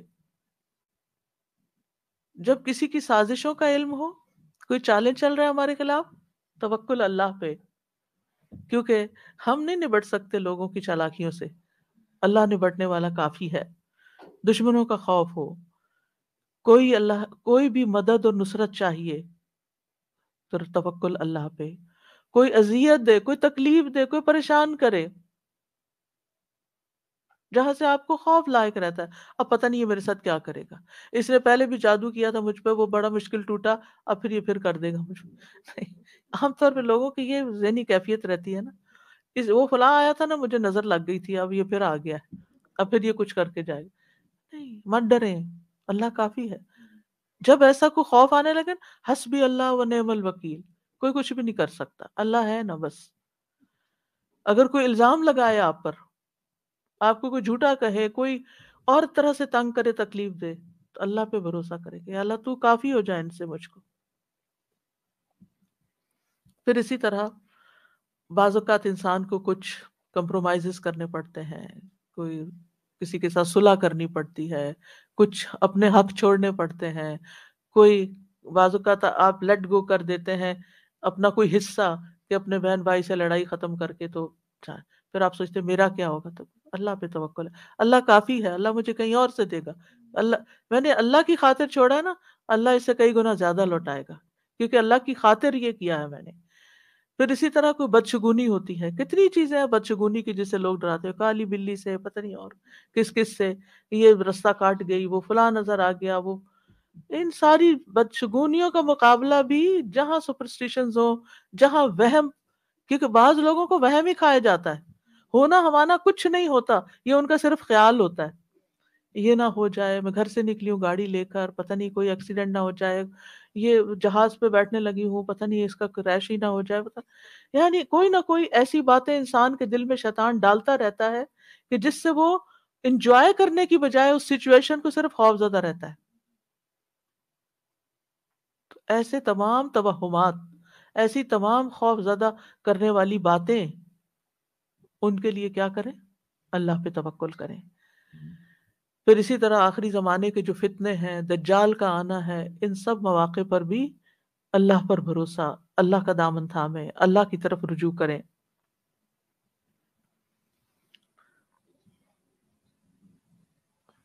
جب نبی صلی اللہ علیہ وسلم نے ایک موقع پر دجال کے بارے میں لوگوں کو آگاہ کیا تو آپ نے فرمایا کہ جب وہ یہ دعویٰ کرے گا نا کہ میں تمہارا رب ہوں، تو جو شخص یہ کہہ دے کہ تو ہمارا رب نہیں، ہمارا رب تو اللہ ہے، ہم اسی پہ توکل کرتے ہیں، اسی کی طرف رجوع کرتے ہیں، اور ہم تیرے شر سے اللہ کی پناہ میں آتے ہیں، تو اس کو اس پر تسلط حاصل نہیں ہوگا، وہ اس کو نہیں پکڑ سکے گا۔ اس وقت بھی ربنا اللہ علیہ توکلنا و الیہ انبنا نعوذ باللہ من شر کا، یہ اگر کوئی پڑھ لے گا تو دجال اس کا کچھ نہیں بگاڑ سکے گا۔ تو بہرحال جو لوگ اللہ پہ توکل کرتے ہیں، ایک طرف وہ شر سے بچ جاتے ہیں، دوسری طرف ان کو بہت سے فائدے بھی ہوتے ہیں، اللہ کی محبت ملتی ہے، کیونکہ ان اللہ یحب المتوکلین، اللہ توکل کرنے والوں سے محبت کرتا ہے، اللہ ان کو کافی ہو جاتا ہے۔ وَمَن يَتَوَكَّلْ عَلَى اللَّهِ فَهُوَ حَسْبُهُ، جو اللہ پہ توکل کرے گا اللہ اسے کافی ہوگا۔ وَتَوَكَّلْ عَلَى اللَّهِ وَكَفَى بِاللَّهِ وَكِيلًا، اللہ پہ بھروسہ کریں، اللہ کافی ہے کارساز، پھر آپ کو اس کے سوا کسی کی مدد کی ضرورت بھی نہ رہے گی۔ توکل انسان کو بہادر بنا دیتا ہے، توکل انسان کو مستقبل کے خوف سے بچاتا ہے، انگزائٹی سے بچاتا ہے، کیونکہ انگزائٹی میں یہی ہوتا ہے نا کہ پتہ نہیں ابھی کیا ہوگا، پتہ نہیں ابھی ہوگا کہ نہیں، پر پتہ نہیں آگے بے چینی بے قراری، تو توکل آپ کو اطمینان میں ڈال دیتا ہے، شیطان سے حفاظت ملتی ہے، وہم دور ہو جاتے ہیں، آخرت میں بڑا اجر ہے۔ وَلَأَجْرُ الْآخِرَةِ أَكْبَرُ لَوْ كَانُوا يَعْلَمُونَ الَّذِينَ صَبَرُوا وَعَلَىٰ رَبِّهِمْ يَتَوَكَّلُونَ، اور آخرت کا اجر تو بہت بڑا ہے، کاش وہ جانتے ہوتے، جن لوگوں نے صبر کیا اور اپنے رب پر ہی بھروسہ کرتے ہیں، ان کے لیے آخرت میں بہت بڑا اجر ہے، کیونکہ انہوں نے ہر موقع پر اپنی توحید خالص کر لی، اللہ پہ بھروسہ کر لیا، اللہ پہ بھروسہ کر لیا، رزق کا معاملہ ہو، بیماری صحت کا معاملہ ہو، اولاد کا معاملہ ہو، انسانوں کا معاملہ ہو، لوگوں کی پھیلائی ہوئی افواہوں کا معاملہ، کچھ بھی ہو، اللہ کافی ہے مجھے۔ یعنی ایسے لوگ زندگی میں سب سے زیادہ پرسکون ہوتے ہیں جو اپنے معاملات اللہ کے سپرد کر دیتے ہیں۔ تو اس لیے کوئی بھی چیز جب آپ کے دل میں گھبراہٹ ذرا سی بھی ڈالے، فوراً پڑھے حسبنا اللہ و نعم الوکیل، یا حسبی اللہ و نعم الوکیل، حسبی اللہ لا الہ الا ہوا علیہ توکلت وہو رب العرش العظیم۔ دل میں بہت سے خوف آتے ہیں نا، یہ فوت ہو گیا تو ہماری رزق روزی کا بندوبست کیا ہوگا، بیٹا نہیں بیٹی پیدا ہوگی تو شاید مجھے طلاق ہو جائے، فلاں ہو گیا تو ایسا ہو جائے گا، یہ جو ہمارے معاشرے میں پائے جانے والے طرح طرح کے خوف ہیں نا، تو اس دن بھی میں نے کہا تھا کہ خواتین کو ایموشنلی اسٹرانگ ہونے کی ضرورت ہے، اور یہ صرف اللہ پر بھروسہ اور اعتماد ہے جو آپ کو اسٹرانگ کر سکتا ہے۔ جب تک آپ صرف لوگوں پہ بھروسہ کریں گے، لوگ قابل اعتماد نہیں، یہ نہیں میں کہتی کہ وہ یعنی کہ ان پہ ٹرسٹ کر نہیں سکتے، وہ مس ٹرسٹ کا ذریعہ ہے، نہیں، مقصد یہ کہ وہ کمزور ہے نا، وہ ہر چیز کا احاطہ نہیں کر سکتے۔ آپ والدین پہ بھروسہ کرتے ہیں، ان کی بھی لمٹس ہیں، آپ بچوں پہ ٹرسٹ کرتے ہیں، وہ ان کی بھی لمٹس ہیں، یعنی کہ وہ آپ کو دھوکہ دینا چاہتے ہیں۔ آپ کسی کو اپنے کسی پرابلم کے لیے وکیل ہائر کرتے ہیں، اس کی بھی لمٹس ہیں. ہر دنیا میں ہر ایک کی لمٹس ہیں. کوئی آپ کی ساری توقعات پہ پورا نہیں اتر سکتا، لیکن اللہ ہے جو سب توقعات پہ پورا اتر سکتا ہے. وہ سب کچھ کر سکتا ہے. یقین پختہ کریں. اصل میں پتہ کیا، معلوم ہے سب کچھ ہمیں، لیکن نہ یقین ہے، نہ یقین سے پڑھتے ہیں. پھر دل چھوٹا کر بیٹھتے ہیں، پھر دل ٹوٹا پڑا ہوتا ہے، پھر نیچے گرے پڑے ہوتے ہیں. اپنے آپ کو اٹھائیں، مضبوط کریں، اور مضبوطی صرف اللہ سے آتی ہے. پھر اسی طرح ربنا توکلنا، ربنا علیک توکلنا، ایک اور دعا ہے، وَإِلَيْكَ أَنَبْنَا وَإِلَيْكَ الْمَصِيرُ. اے ہمارے اے ہمارے رب، ہم نے تجھی پر بھروسہ کیا، تیری ہی طرف رجوع کیا، تیری ہی طرف ہم نے لوٹنا ہے. پھر اللہ اللہ ربی لا شریک لہ یا لا اشرک بہ شیئا. نبی صلی اللہ علیہ وسلم کو جب کوئی چیز گھبراہٹ میں ڈالتی، یہ انگزائٹی کے وقت پڑھنے کی دعا ہے، اللہ اللہ میرا رب، اس کا کوئی شریک نہیں. اور پھر ایک بڑی خوبصورت دعا، اعوذ بکلمات اللہ التامات من شر ما خلق. میں پناہ مانگتا ہوں اللہ کے تمام کلمات کے ساتھ ہر اس چیز کے شر سے جو اس نے پیدا کی. رسول اللہ صلی اللہ علیہ وسلم نے فرمایا، جو کسی منزل پر پڑاؤ ڈالے، کسی بھی جگہ، وہاں وہ یہ دعا پڑھ لے تو اس جگہ سے نکلنے تک کوئی چیز اس کو نقصان نہیں دے گی. آپ کسی کے گھر میں گئے ہیں، آپ کسی شاپ پر گئے ہیں، آپ کسی ہاسپٹل میں گئے ہیں، آپ گروسری کرنے گئے ہیں، آپ کہیں بھی اپنی جاب پلیس پہ گئے ہیں، انٹر ہونے کے بعد 3 دفعہ اعوذ بکلمات اللہ التامات من شر ما خلق پڑھ لیں، کوئی چیز نقصان نہیں دے گی. کچھ نقصان نظر آتے ہیں سامنے، کچھ تو وائرس نظر بھی نہیں آتے کہ کہاں سے آ چمٹے، لیکن اگر آپ اللہ کی پناہ میں ہیں تو کوئی چیز آپ کو نقصان نہیں دے گی.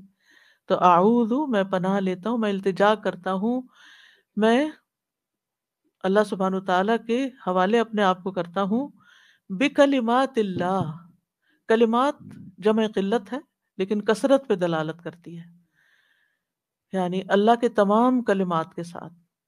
جیسے قرآن مجید میں آتا ہے نا، قُل لَوْ كَانَ الْبَحْرُ مِدَادًا لِكَلِمَاتِ رَبِّي لَنَفِدَ الْبَحْرُ قَبْلَ أَن تَنفَدَ كَلِمَاتُ رَبِّي وَلَوْ جِئْنَا بِمِثْلِهِ مَدَدًا. کہہ دیجیے اگر سمندر میرے رب کی باتوں کے لیے سیاہی بن جائے تو یقیناً سمندر ختم ہو جائے گا اس سے پہلے کہ میرے رب کی باتیں ختم ہوں، اگرچہ ہم اس کے برابر اور سیاہی لے آئیں. اتنے کلمات ہیں اللہ کے، امیجن نہیں کر سکتے آپ. اور اس سے مراد کونی اور شرعی دونوں طرح کے کلمات ہیں. کلمات سے مراد قرآن مجید بھی لیا گیا ہے جس میں شفا ہے، اور اللہ کا کلام ہے. اور اللہ کا کلام صرف قرآن نہیں ہے، اس کے علاوہ بھی جتنے اس کے احکامات نازل ہوتے رہتے ہیں ساری مخلوق پر، وہ سارے بھی اللہ کے کلمات ہیں. اور اللہ کے تمام کلمات اپنی خبر میں اور اپنے حکم میں سچے اور عدل والے ہیں. اللہ کے کلمات نقص اور عیب سے پاک ہیں. بندوں کے کلام میں نقص اور عیب ہوتا ہے نا، کبھی وہ سخت ہوتا ہے، کبھی وہ بہت نرم ہوتا ہے، کبھی اس میں گرامیٹیکل مسٹیکس ہوتی ہیں، کبھی وہ کہنا کچھ چاہتے ہیں کہہ کچھ اور جاتے ہیں، کبھی اس میں ٹنگ سلپس ہوتی ہیں، بے شمار غلطیاں. آپ کبھی بھی ایک دفعہ لکھ کے اپنی تحریر سے راضی نہیں ہو سکتے. آپ پھر اسے ریویو کرتے، پھر کہتے یہ ٹھیک نہیں، وہ ٹھیک نہیں، ایسے نہیں، ویسے نہیں، کیونکہ آپ میں نقص ہے نا. ہم کمزور انسان ہیں، لیکن اللہ تعالیٰ کے کسی کلمے میں، کسی بات میں کوئی نقص ہے ہی نہیں. لہٰذا میں ان کلمات کے ساتھ اللہ کی پناہ لیتا ہوں. اللہ تعالیٰ کے کلمات میں شفا ہے، کافی ہے، شافی ہے. کس سے؟ من شر ما خلق، ہر شر سے، جو ہر اس چیز کے شر سے جو چیز اس نے پیدا کی. مطلب یہ ہے، ویسے تو اللہ ہی خالق ہے خیر اور شر کا، لیکن ہم احترام اور ادب کے طور پر یہ نہیں کہتے کہ اس شر کو جو تو نے پیدا نہیں، یہ نہیں کہتے. ہم کہتے ہیں اس چیز کے شر سے، چیز کا شر جو تو نے پیدا کی، یعنی چیز تو نے پیدا کی اور اس کے اندر خیر اور شر دونوں رکھا، چاہے کوئی انسان ہو چاہے کوئی حیوان ہو، ہر چیز کے اندر خیر اور شر ہوتا ہے. تو اس کا خیر ہمیں عطا کر دینا، اس کے شر سے ہمیں بچا لینا. آپ کوئی بھی چیز کھاتے ہیں، پیتے ہیں، لیتے ہیں، پہنتے ہیں، اوڑھتے ہیں، ہر چیز کے اندر خیر بھی ہے اور شر بھی ہے۔ آپ انسانوں کے ساتھ ملتے ہیں، جلتے ہیں، ان میں خیر بھی اور ان میں شر بھی۔ فَأَلْهَمَهَا فُجُورَهَا وَتَقْوَاهَا۔ تو ہم کیا مانگ رہے ہیں کہ یا اللہ ان کا خیر تو ہمیں پہنچے لیکن ان کا کوئی شر ہمیں نہ چھوئے۔ کتنی جامع دعا ہے۔ اب مثلاً ہم ٹریٹمنٹ کرواتے ہیں، ہم کوئی دوا کھاتے ہیں، اس کے سائیڈ ایفیکٹس بھی ہوتے ہیں۔ ہم کوئی سرجری کرواتے ہیں، جہاں ایک طرف فائدہ اور ہوتا ہے وہاں اس کے کئی اور مسئلے کھڑے ہو جاتے ہیں۔ تو یا اللہ ان ساری چیزوں کے شر سے بھی مجھے بچا لینا، دیکھیے خیر مجھے دے دینا، جو اس میں فائدہ ہے وہ تو ٹھیک ہے، لیکن جو شر ہے وہ اپنی رحمت سے دور کر دے۔ تو آپ دیکھیے کہ پھر آپ کو کہاں خوف رہے گا، ہر جگہ تو آپ یہ پڑھ سکتے ہیں۔ نبی صلی اللہ علیہ وسلم نے گھبراہٹ کے موقع پر ایک اور دعا بھی سکھائی تھی، وہ بھی اسی سے شروع ہوتی ہے، اعوذ بکلمات اللہ التامۃ من غضبہ وشر عبادہ ومن ہمزات الشیاطین وان یحضرون۔ میں اللہ کے کامل کلمات کی پناہ میں آتا ہوں، اس کی ناراضگی سے، اس کے بندوں کی شرارتوں سے، شیطان کے وسوسوں سے، اور اس بات سے کہ وہ میرے پاس آئیں۔ عمر بن شعیب اپنے والد سے اور وہ اپنے دادا سے روایت کرتے ہیں کہ رسول اللہ صلی اللہ علیہ وسلم ڈر یا گھبراہٹ کے موقع پر انہیں یہ کلمات سکھایا کرتے تھے۔ عبداللہ ابن عمر اپنے سمجھدار بچوں کو یہ کلمات سکھا دیتے تھے کہ بچے جب ڈرو یہی کلمات پڑھ لینا، اور جو نہ سمجھ ہوتے تھے چھوٹے ان کے گلے میں لکھ کے لٹکا دیتے تھے۔ یعنی آپ یہ بھی کر سکتے ہیں کہ کسی بہت اچھے خوبصورت فریم پر لکھ کر آپ ان کو کہیں کاٹ کے سرانے کہیں اور لگا سکتے ہیں۔ اور اس میں آپ دیکھیے کہ اللہ کے اسماء حسنہ بھی آ جاتے ہیں، اللہ کے تمام جو کلمات اللہ میں، اس کے ساری کتابوں میں جو اس کے کلمات ہیں، جو آسمانی الہامی کتابیں ہیں، وہ ساری کی ساری اس میں آ جاتی ہیں۔ اور پھر اس میں آپ دیکھیے کس کس چیز سے پناہ مانگی گئی ہے، من غضب ہی، اللہ کی ناراضگی، اللہ کے غصے سے، پھر وشر عبادی، اس کے بندوں کے شر سے، اور پھر شیاطین کی اکساہٹوں سے، اور اس بات سے کہ شیطان آئیں بھی میرے پاس۔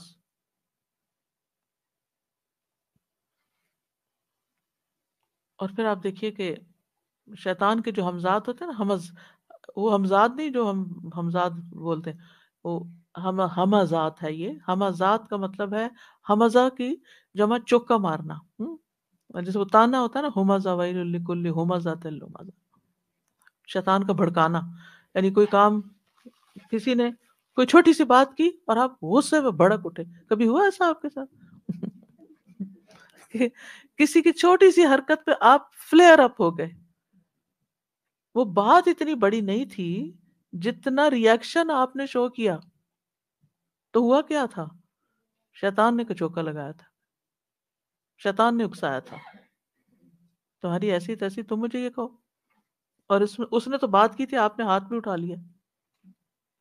تو یہ شیطان کی طرف سے ہوتا ہے کہ انسان کو، یعنی اتنا بڑا دشمن ہے کہ انسان کی جو خوشی ہوتی ہے، نعمتیں ہوتی ہیں، وہ اس کو پسند نہیں آتی۔ دشمن کو کبھی اچھا لگتا ہے ہم خوش رہیں؟ وہ تو ہر وقت اس طاق میں ہے کہ ہم کسی طرح پریشان رہیں، تو وہ مزاج کے ذریعے ہمیں پریشان کرتا ہے۔ تو یا اللہ میں اس سے بھی پناہ مانگتی ہوں کہ وہ میرے پاس حاضر بھی ہو۔ پھر اسی طرح ایک اور دعا ہے، اعوذ بکلمات اللہ التامات التی لا یجاوزہن بر ولا فاجر من شر ما ينزل من السماء وما يعرج فيها ومن شر فتن الليل والنهار ومن كل طارق الا طارقا يترك بخير یا رحمان۔ میں اللہ کے تمام کلمات کے ذریعے پناہ لیتا ہوں جن سے آگے نہ کوئی نیک اور نہ کوئی فاجر بڑھ سکتا ہے، ان تمام چیزوں کے شر سے جو آسمان سے اترتی ہیں اور جو آسمان کی طرف چڑھتی ہیں، اور رات اور دن کے فتنوں کے شر سے، اور رات کو آنے والے کے شر سے، سوائے اس کے جو خیر کے ساتھ آئے، نہایت رحم کرنے والے، اے نہایت رحم کرنے والے، یعنی یا رحمان۔ یہ رات کے وقت گھبراہٹ کی دعا ہے۔ خالد بن ولید کہتے ہیں میں رات کو نیند میں گھبرا جایا کرتا تھا، پھر میں نبی صلی اللہ علیہ وسلم کے پاس حاضر ہوا تو میں نے عرض کی میں رات کو نیند میں ڈر جاتا ہوں، اپنی تلوار اٹھا لیتا ہوں، جو چیز سامنے آتی ہے اسے مار ڈالتا ہوں۔ تو آپ نے فرمایا کیا میں تمہیں وہ کلمات نہ سکھا دوں جو مجھے روح الامین نے سکھائے ہیں؟ کہو، اور پھر یہ دعا سکھائی۔ کتنے ہی لوگ ہیں جن کو رات کو برے برے خواب آتے ہیں اور وہ اپنے خوابوں کی وجہ سے پریشان رہتے ہیں، سخت گھبراہٹ کا شکار رہتے ہیں۔ کبھی کسی کو، یعنی فیملی میں کبھی ایک کو خواب آنے لگتے ہیں، کبھی دوسرے کو، کبھی تیسرے کو۔ بہت دفعہ یہ صرف شیطانی اثرات ہوتے ہیں، ان کی حقیقت کچھ بھی نہیں ہوتی، لیکن انسان ان کے خوف سے کوئی کام نہیں کر پاتا۔ اس کا بھی علاج یہی کلمات ہے، رات کو پڑھنے چاہیے۔ پھر اس کے بعد اس میں بھی آپ دیکھیں نا کہ من شر ما ينزل من السماء، ہر اس شر سے جو آسمان سے اترتا ہے، جیسے بجلی کے کڑاکے ہیں، اتنی بارشیں کہ تباہ کر دیں، اور بہت ساری اور چیزیں۔ پھر اسی طرح جو اس کی طرف اٹھتے ہیں، یعنی ہمارے برے اعمال، زمین کے اندر سے نکلنے والا شر، ایسی ریز جو ہمارے اوزون لیئر کو تباہ کر رہی ہیں، اور اسی طرح کی بہت ساری چیزیں جو اوپر کو جاتی ہیں، اور جو اللہ زمین میں اللہ تعالیٰ نے پیدا کی ہیں، جیسے جنگلی جانور ہیں، جنات وغیرہ ہیں، ما ذرأ فی الارض ومن شر ما یخرج منہا، جو زمین کے پیٹ سے چیزیں نکلتی ہیں، جیسے کیڑے مکوڑے وغیرہ ہیں، سانپ بچھو ہیں، زہریلے جانور ہیں۔ ومن شر فتن اللیل والنہار، رات اور دن کے فتنوں سے، یعنی وہ شر جو رات کو واقع ہوتے ہیں اور وہ شر جو دن کو واقع ہوتے ہیں۔ ومن شر کل طارق، اور طارق کہتے ہیں رات کو آنے والے کو، یعنی وہ سارے حادثے جو رات کو برپا ہوتے ہیں، اللہ ان سے بھی بچا کے رکھنا۔ کتنی جامع دعا ہے، سب کچھ اس میں کور ہو جاتا ہے۔ پھر عافیت کی دعا، اللہم انی اسألک العافیۃ فی الدنیا والآخرہ، اللہم انی اسألک العفو والعافیہ فی دینی و دنیای و اہلی و مالی، اللہم استر عوراتی و آمن روعاتی، اللہم احفظنی من بین یدی و من خلفی وعن یمینی وعن شمالی ومن فوقی واعوذ بعظمتک ان اغتال من تحتی۔ اے اللہ، میں دنیا اور آخرت میں تجھ سے عافیت کا سوال کرتا ہوں۔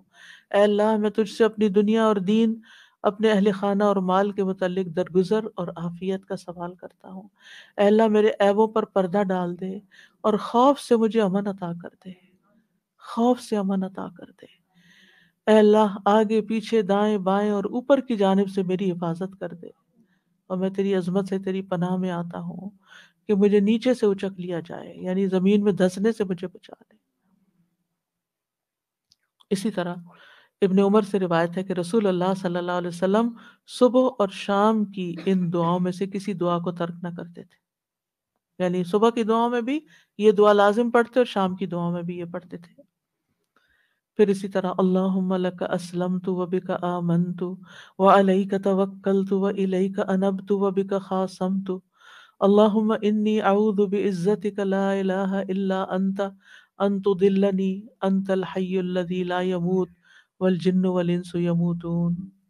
اے اللہ، میں نے تیری فرما برداری کی، تجھ پر ایمان لایا اور تجھ پر بھروسہ کیا اور تیری طرف رجوع کیا اور تیری ہی مدد سے جہاد کیا۔ اے اللہ، میں تیری عزت کے ذریعے پناہ مانگتا ہوں، تیرے سوا کوئی معبود نہیں کہ تو مجھے گمراہ کرے۔ تو زندہ ہے جسے موت نہیں، اور جن و انس سب مر جائیں گے۔ پھر اسی طرح اللہم انت عضدی و نصیری بک احول و بک اصول و بک اقاتل، اے اللہ، تو میرا بازو و مددگار ہے، تیری ہی مدد سے میں چلتا پھرتا ہوں اور حملہ کرتا ہوں اور لڑائی کرتا ہوں۔ حضرت انس کہتے ہیں رسول اللہ صلی اللہ علیہ وسلم جب کسی غزوے پہ جاتے تو یہ کلمات پڑھا کرتے تھے۔ اسی طرح شیطان اور دشمن اور ہر شر سے بچنے کے لیے بھی یہ پڑھی جائے۔ اللہ اکبر، ایک اور، یعنی یہ دعا دشمن کے خاص طور پر یا ظالم کے غلبہ پانے کے ڈر سے یہ پڑھی جائے۔ اللہ اکبر، اللہ اعز من خلقہ جمیعا، اللہ اعز مما اخاف و احذر، اعوذ باللہ الذی لا الہ الا هو الممسک السماوات السبع ان یقعن علی الارض الا باذنہ، من شر عبدک فلان وجنودہ واتباعہ واشیاعہ من الجن والانس، اللہم کن لی جارا من شرہم جل ثناؤک وعز جارک وتبارک اسمک ولا الہ غیرک۔